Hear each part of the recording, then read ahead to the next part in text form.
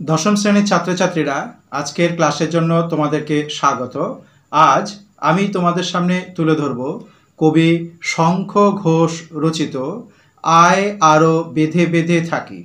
কবি শঙ্খ ঘোষ রচিত আয় আরো বেঁধে বেঁধে থাকি এই কবিতার বিষয়বস্তু। ছাত্রবন্ধুরা, তোমরা জানো যে কবি শঙ্খ ঘোষ আধুনিক বাংলা সাহিত্য জগতে একজন স্মরণীয় ব্যক্তিত্ব। তিনি একই ধারে কবি, প্রাবন্ধিক, সাহিত্য সমালোচক এবং রম্য রচনাকার। অর্থাৎ বাংলা সাহিত্যের, আধুনিক বাংলা সাহিত্যের বিভিন্ন দিকে তিনি সাবলীলভাবে পদচারণা করেছেন। আয় আরো বেঁধে বেঁধে থাকি এই কবিতা শুরু করার আগে আমরা কবি শঙ্খ ঘোষ সম্পর্কে দু চারটি কথা জেনে নেব। অধুনা বাংলাদেশের মানে বর্তমান বাংলাদেশের বরিশালে তিনি জন্মগ্রহণ করেন 1932 খ্রিস্টাব্দে। আগেই বললাম, আধুনিক বাংলা সাহিত্যের তিনি একজন প্রণম্য ব্যক্তি। কবি কলকাতার প্রেসিডেন্সি কলেজ এবং কলকাতা বিশ্ববিদ্যালয় থেকে তিনি তার পড়াশোনা করেছেন। শৈশব থেকেই কাব্য কবিতার প্রতি তার বিশেষ আকর্ষণ ছিল। তার প্রথম কাব্যগ্রন্থ দিনগুলি রাতগুলি প্রকাশিত হয় 1956 খ্রিস্টাব্দে। কবি শঙ্খ ঘোষ রচিত প্রথম কাব্যগ্রন্থ দিনগুলি রাতগুলি প্রকাশিত হয় 1956 খ্রিস্টাব্দে। বহু কাব্যগ্রন্থ তিনি রচনা করেছেন। তার মধ্যে উল্লেখযোগ্য হল নিহিত পাতাল ছায়া, বাবরের প্রার্থনা। মনে রাখবে, এটি একটি বিশিষ্ট বা বিশেষ কাব্যগ্রন্থ।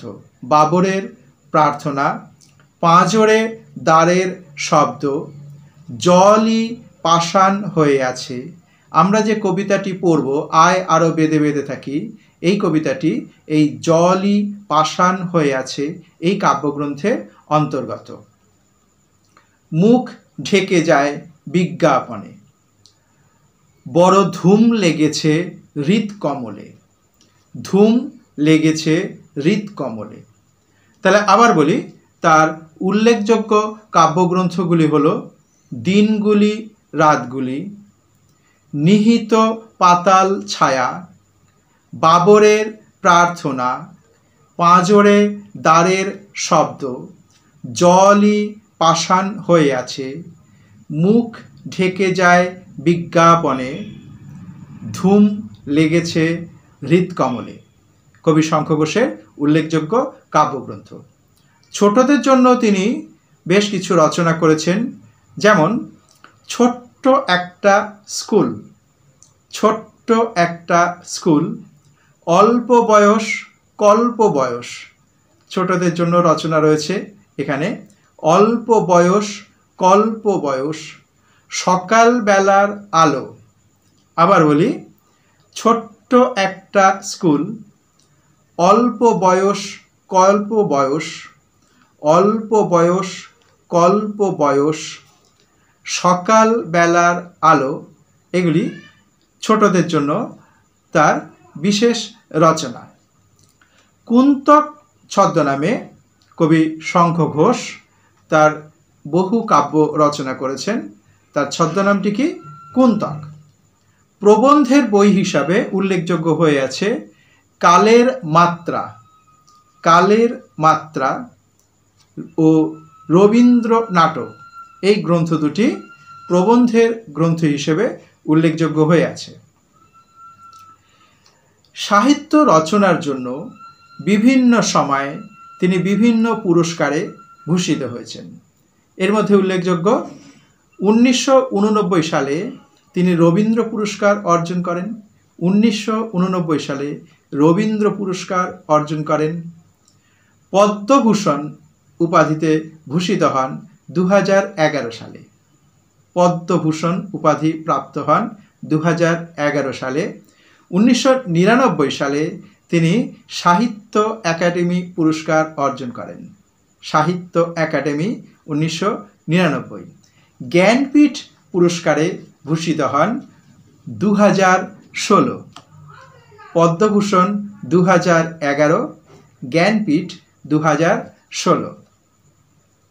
এবার চলো আমরা কবিতার বিষয়বস্তুর মধ্যে প্রবেশ করি।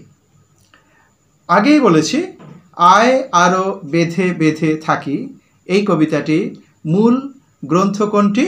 জল-ই পাষাণ হয়ে আছে। জল-ই পাষাণ হয়ে আছে 2004 সালে এই কাব্যগ্রন্থটি প্রকাশিত হয়। আয় আরো বেঁধে বেঁধে থাকি এই কবিতার মধ্যে কবি যে কথাগুলি বলতে চেয়েছেন তা এই রকম। সাধারণ মানুষ আজ এক ভয়ানক সমস্যার মধ্যে দিন কাটাচ্ছে। কারণ বর্তমান বিশ্বের দিকে যদি আমরা তাকাই তাহলে দেখব রাজনৈতিক বাদশারা বা ক্ষমতা লিপসুরা তারা নিজেদের মতো করে শাসন ব্যবস্থা কায়েম করেছে এবং সাধারণ মানুষ আজ নির্যাতিত। আজ সাধারণ মানুষ বড় অসহায়, তাদের পাশে দাঁড়াবার মতো ক্ষমতাও যেন নেই, বা তারা উঠে দাঁড়াবার মতো শক্তিও যেন পাচ্ছে না, কারণ চারিদিকেই বিপদ হানা দিচ্ছে।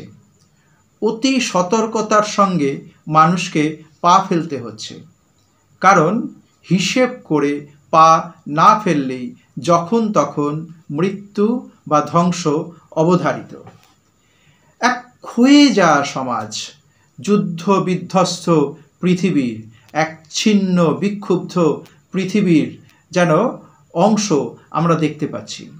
মানুষ বড় অসহায়, কোথাও যেন কিছুই নেই, এরকম একটা অবস্থার মধ্য দিয়ে, একটা অবক্ষয়িত যুগের মধ্য দিয়ে আমরা হাঁটছি। আয় আরো বেঁধে বেঁধে থাকি এই কবিতার মধ্যে কবি সেই অবক্ষয়িত সমাজের চিত্রকে তুলে ধরেছেন।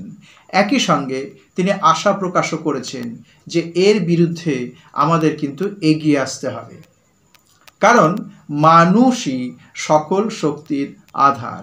মানুষ যদি এই অন্যায়ের বিরুদ্ধে, অপশাসনের বিরুদ্ধে এগিয়ে আসে তবেই কিন্তু ওরাও পিছু হটবে। অর্থাৎ এই যার ভয়ে ভীত তুমি, সে তোমার থেকেও ভীত, এটা তোমাকে প্রমাণ করতে হবে। পিছিয়ে গেলে চলবে না, সামনে এগিয়ে আসতে হবে। মানুষকে জোট বাঁধতে হবে, দলবদ্ধ হতে হবে।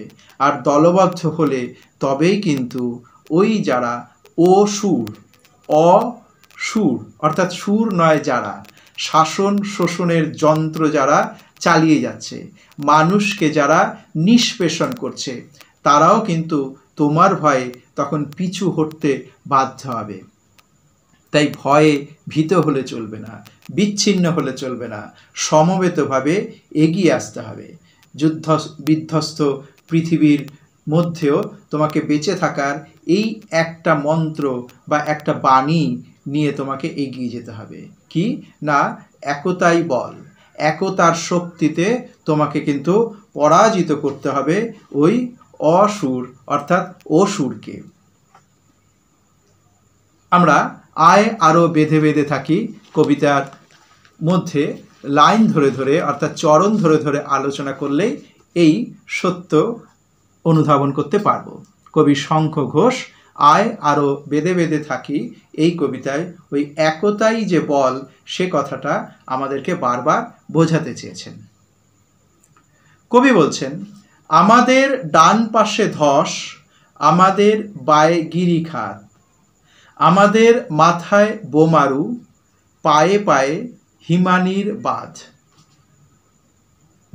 তাহলে দেখো, একটা বিপদ সংকুল অবস্থা, একটা যুদ্ধ বিধ্বস্ত পরিস্থিতির কথা আমরা এখানে দেখতে পাচ্ছি। আমাদের ডান পাশে ধস, আমাদের বায়ে গিরিখাত। তাহলে যেদিকে যাবে সেদিকেই কিন্তু বিপদ। একদিকে ধস, একদিকে গিরিখাত। ধস, তার নিচে চাপা পড়ে আমরা শেষ হয়ে যেতে পারি। গিরিখাত, তার মধ্যে পতিত হয়েও আমরা ধ্বংসের মুখে চলে যেতে পারি। আবার তুমি আকাশের দিকে তাকাবে, সেদিকেও কিন্তু স্বস্তি নেই, শান্তি নেই, কারণ মাথার ওপরে উঠছে বোমারু বিমান। বোমারু মানে যুদ্ধের যে বিমান যার মধ্য থেকে বোমা নিক্ষেপ করা হয়। আর এই যুদ্ধ শহর, নগর, প্রান্তর, কৃষিক্ষেত্র সব কিছুকে ধ্বংস করে দেয়, আগুনে পুড়িয়ে দেয়। পায়ে পায়ে হিমানির বাঁধ, মাথায় বোমারু বিমান, পায়ে পায়ে হিমানির বাঁধ, অর্থাৎ তুমি এক পা এগোবে, চলার শক্তি সেখানে আটকে যাচ্ছে, স্তব্ধ হয়ে যাচ্ছে। কারণ হিমানি বলতে বরফ, কিন্তু এখানে তো বরফ নয়, বাধা। তাহলে এই যে ধস, গিরিখাত, বোমারু, হিমানির বাঁধ, এই সবগুলো হচ্ছে আমাদের চারিপাশে আবর্তিত হয়ে আছে যে বিপদ, যা আমাদেরকে এগিয়ে যেতে দেবে না, যা আমাদেরকে পদে পদে বাধা সৃষ্টি করবে, চলার গতিকে রুদ্ধ করবে। তারই কিন্তু প্রতীক এই ধস, গিরিখাত, বোমারু, বাঁধ, হিমানির বাঁধ। কিন্তু থেমে থাকলে তো চলবে না, একে তো অতিক্রম করে যেতে হবে। তাই কবি বলছেন, আমাদের পথ নেই কোনো, আমাদের ঘর গেছে উড়ে। অর্থাৎ আমরা যে এগিয়ে যাব সেই পথটাও যেন অবরুদ্ধ হয়ে আছে, আমাদের বাসস্থানও নেই, যুদ্ধে ধ্বংস হয়ে গেছে, ঘর গেছে উড়ে। আমাদের শিশুদের সব ছড়ানো রয়েছে কাছে দূরে। তালিবার সব অসব মানে মৃতদেহ, শিশুদের মৃতদেহ এদিকে ওদিকে ছড়িয়ে ছিটিয়ে আছে। অর্থাৎ আমাদের ভবিষ্যৎ সেটাও যেন মৃত্যু মুখে পতিত হয়েছে, ধ্বংসের কবলে আমরা পড়ে গেছি। আমি প্রথমেই বললাম, যুদ্ধ বিধ্বস্ত পৃথিবী, অর্থাৎ অশুভ শক্তি যেন পৃথিবীটাকে চালিত করছে। এই অশুভ শক্তিকে পরাজিত করে আমাদের শুভর জাগরণ ঘটাতে হবে। যুদ্ধ সব কিছু কেড়ে নেয়, মানুষকে মানুষের বিরুদ্ধে লাগিয়ে দিচ্ছে, জড়িয়ে দিচ্ছে ওই স্বার্থবাদ সমাজ। তারা নিজেদের স্বার্থ, নিজেদের লিপ্সা চরিতার্থ করবার জন্য সাধারণ মানুষকে যুদ্ধের মধ্যে পতিত করে, আর সাধারণ মানুষ তাদের কপলে পড়ে ধ্বংসের মুখে এগিয়ে যায়। তাই কবি বলছেন, সব কিছু আমাদের কেড়ে নিচ্ছে এই যুদ্ধ, এই ধ্বংস। আমাদের শিশুদের সব, অর্থাৎ আমাদের যে পরবর্তী প্রজন্ম, যাদেরকে আশ্রয় করে আমরা স্বপ্ন দেখতে পারি, আমাদের আশালতা, তাদেরও যেন ছিন্ন বিচ্ছিন্ন করে দিচ্ছে, মৃত্যুর মুখে ফেলে দিচ্ছে ওই যুদ্ধ। আমাদের কিছুই যেন করার নেই, আমাদের চারিদিকেই বাধা, কোথাও ধস, কোথাও গিরিখাত, কোথাও বোমারু, কোথাও হিমানির বাঁধ। আমাদের বাসস্থান, ঘর সেটুকু পর্যন্ত নেই। তাহলে আমরাও তবে এইভাবে এ মুহূর্তে মরে যাব নাকি? কবি কিন্তু প্রশ্ন করছেন, অর্থাৎ মরে যেতে চাই না আমরা মরে যেতে ভালোবাসি না, আমরা মরে যাব না। তাই কবি বলছেন, তাহলে আমরা কি মরে যাব নাকি? অবশ্যই তার উত্তর না, আমরা মরে যাব না, আমরা এর প্রতিকার করব। আমাদের পথ নেই আর, আয় আরো বেঁধে বেঁধে থাকি। তাহলে এই মুহূর্তে আমাদের যদি টিকে থাকতে হয়, আমাদের যদি বেঁচে থাকতে হয়, তাহলে আয় আরো বেঁধে বেঁধে থাকি। পংক্তিটা খেয়াল রাখবে, মনে রাখবে। এই কবিতায় একাধিকবার কিন্তু ব্যবহার করা হচ্ছে, আয় আরো বেঁধে বেঁধে থাকি। প্রথম যে স্তবক তার শেষে রয়েছে, আবার শেষ যে স্তবক, দ্বিতীয় যে স্তবক তারও শেষে রয়েছে, আয় আরো বেঁধে বেঁধে থাকি। এর মাধ্যমে কবি কিন্তু এটাই বোঝাতে চাইছেন, আমাদের এখন প্রয়োজন বেঁধে বেঁধে থাকা, অর্থাৎ একত্রে থাকা, মিলিত হয়ে থাকা, সঙ্গবদ্ধ হয়ে থাকা, দলবদ্ধ হয়ে থাকা, সমষ্টিগতভাবে আমাদের এগোতে হবে ওই শোষক শ্রেণীর বিরুদ্ধে, ওই সাম্রাজ্যবাদীর বিরুদ্ধে, ওই যারা ধ্বংসলীলা চালিয়ে নিজেদের স্বার্থ চরিতার্থ করে তাদের বিরুদ্ধে লড়তে হবে একসাথে। তার জন্য প্রয়োজন আয় আরো বেঁধে বেঁধে থাকি, অর্থাৎ দলবদ্ধতা, একতা। না হলে কিন্তু ওরা আমাদেরকে বিচ্ছিন্ন করে দেবে। কারণ ওরা তো চাই ডিভাইন রুল প্রয়োগ করে ছোট্ট ছোট্ট বা ক্ষুদ্র ক্ষুদ্র গোষ্ঠীতে ভাগ করে দাও, গণ্ডিতে ভাগ করে দাও, তাহলে তাদেরকে পরাজিত করতে সুবিধা হবে। কিন্তু আমরাও ওদের কথা এভাবে ওদের ফাঁদে পা দেব না। কবি বলছেন বেঁধে বেঁধে থাকো। আমাদের ইতিহাস নেই, অথবা এমনই ইতিহাস, আমাদের তো সেই সংঘবদ্ধতার ইতিহাস তেমন নেই। আমরা তো বহু বছর পরাধীন হয়েছিলাম, বিচ্ছিন্ন হয়েছিলাম, পরস্পরের বিরুদ্ধে হানাহানি করেছি। তাই আমাদের সুস্থ সবল সৌন্দর্যমণ্ডিত বা পরখ করে বলার মতো তেমন ইতিহাস তো নেই। কারণ সাম্রাজ্যবাদীরা আমাদের ইতিহাস তৈরি করতে দেবে না, তৈরি করতে দেয়নি, ইতিহাস লিপিবদ্ধ হয়নি। অথবা এমনই ইতিহাস রয়েছে লজ্জার ইতিহাস, কারণ পরাধীনতার ইতিহাস, আমাদের নিজেদের মধ্যে বিশ্বাসঘাতকতার ইতিহাস। সেই ইতিহাস তাতে আমাদের চোখ মুখ ঢেকে যায়, অর্থাৎ আমরা লজ্জিত হই। প্রথমত কবি বলছেন আমাদের ইতিহাস নেই, অর্থাৎ আমাদের ঐতিহ্যের কথা তেমনভাবে বলা হয়নি, লিপিবদ্ধ হয়নি। আবার যেটা যতটুকু বা লিপিবদ্ধ আছে সেটাও কিন্তু লজ্জার ইতিহাস, কারণ আমরা পরাধীন ছিলাম বহু বছর।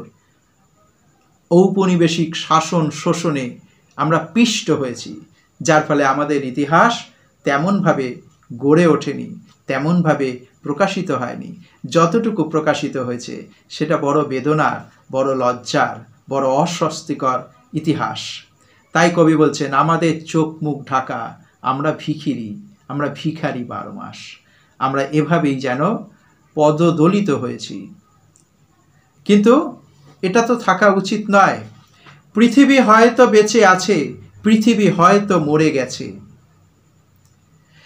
আমাদের কথা কে বা জানে, আমরা ফিরেছি দৌড়ে দৌড়ে। এখানে কিন্তু কবির একটা ক্ষোভ, কবির একটা প্রতিবাদ। উচ্চ শ্রেণী, শোষক শ্রেণী আমাদের কথা তেমনভাবে গ্রাহ্য করেনি। আমরা বারবার ফিরেছি, আমরা দাবি জানিয়েছি, আমরা আত্মপ্রতিষ্ঠার চেষ্টা করেছি, কিন্তু আমাদের কথা গ্রাহ্য করেনি কেউ। কারণ আমরা পরাধীন ছিলাম, আমাদের ইতিহাস নেই, আমরা পরাধীন ছিলাম। আমরা ভিখিরির মতো ঘুরে বেরিয়েছি, কারণ আমরা পরাধীন ছিলাম। আর ঐক্যবদ্ধ ছিলাম না, এটাই হচ্ছে মূল কথা। ঐক্যবদ্ধ ছিলাম না, আর ঐক্যবদ্ধ ছিলাম না বলেই বিদেশি শক্তি আমাদের বারবার পদানত করতে পেরেছে। আমরা ফিরেছি দৌড়ে দৌড়ে, আমাদের ইতিহাসকে প্রতিষ্ঠা করতে পারিনি, আমাদের কথা কেউ তেমনভাবে আমল দেয়নি। কিছুই কোথাও যদি নেই, তাহলে এই যে এত কিছু নেই নেই নেই, কিন্তু তার মধ্যেও কিছুই কোথাও যদি নেই, তবু তো কজন আছি বাকি। এখনো তো কিছু মানুষ আছে, এখনো তো শুভ বুদ্ধি সম্পন্ন কিছু মানুষ আছে। কবি তাদেরকেই বলছেন চলো এসো আমরা একত্রিত হই। 10 জন মানুষ যদি একত্রিত হতে পারে, তাহলে ওই বিচ্ছিন্নতাবাদী শক্তিকে আমরা অনেকটা প্রতিহত করতে পারব। এইভাবে 10 থেকে 100, 100 থেকে 1000, 1000 থেকে লক্ষ, লক্ষ থেকে কোটি, এইভাবে আমরা পৌঁছে যেতে পারি। অর্থাৎ পিছিয়ে যাওয়া নয়, ভয় ভীতিতে আশাহীনতা নয়, বুকে আশার সঞ্চার করতে হবে। আমরাও পারি, আমরাও করে দেখাতে পারি, আমরাও এগিয়ে যেতে পারি, আমরাও প্রতিবাদ করতে পারি, আমরাও ধ্বংসের মুখ থেকে ফিরে আসতে পারি, আর ফিরে আসতে আমাদের হবেই। তাই কবি উদাত্ত কণ্ঠে আহ্বান জানাচ্ছেন, তবু তো কজন আছি বাকি, আয় আরো হাতে হাত রেখে, আয় আরো বেঁধে বেঁধে থাকি। তাহলে এই মুহূর্তে এই বিচ্ছিন্নতাবাদী শক্তিকে পরাজিত করতে, এই চরম রাষ্ট্রযন্ত্রকে পরাজিত করতে, মানবের পীড়ন থেকে মানুষকে উদ্ধার করতে আমাদের একত্রিত হতেই হবে। বিচ্ছিন্নতা আমাদেরকে ধ্বংস করে দিচ্ছে। আমাদের কাঁধে কাঁধ রেখে, আমাদের হাতে হাত রেখে আমাদের একত্রিত হতে হবে। কারণ একত্রিত হলেই ওই শত্রু কিন্তু ভয় পাবে, শাসক গোষ্ঠী ভয় পাবে, তারা আমাদের বিচ্ছিন্ন করার চেষ্টা করবে। কিন্তু আমাদের দলবদ্ধ হয়ে, সংঘবদ্ধ হয়ে গোষ্ঠীবদ্ধ হয়ে আমাদের একত্রিত হতে হবে। একত্রিত হয়ে কাজ করলে তবেই কিন্তু আমরা নিজেদেরকে প্রতিষ্ঠিত করতে পারবো। এই যুদ্ধ বিধ্বস্ত পৃথিবীর আগুন থেকে, ধ্বংসের মুখ থেকে আমরা ফিরে এসে আবার সৃজন করতে পারবো, সৃষ্টি করতে পারবো, সুন্দর করে গড়ে তুলতে পারবো আমাদের পরবর্তী প্রজন্মকে। তাই কবি বারবার বলছেন, আয় আরো হাতে হাত রেখে, আয় আরো বেঁধে বেঁধে থাকি। তাহলে কবি শঙ্খ ঘোষ রচিত জলই পাষাণ হয়ে আছে এই কাব্যগ্রন্থের অন্তর্গত আয় আরো বেঁধে বেঁধে থাকি এই কবিতা, যার মূল সুর ছিল দলবদ্ধতা, ঐক্যবদ্ধ, সেই কবিতা অর্থাৎ আয় আরো বেঁধে বেঁধে থাকি কবিতার আলোচনা আমরা এখানেই শেষ করলাম।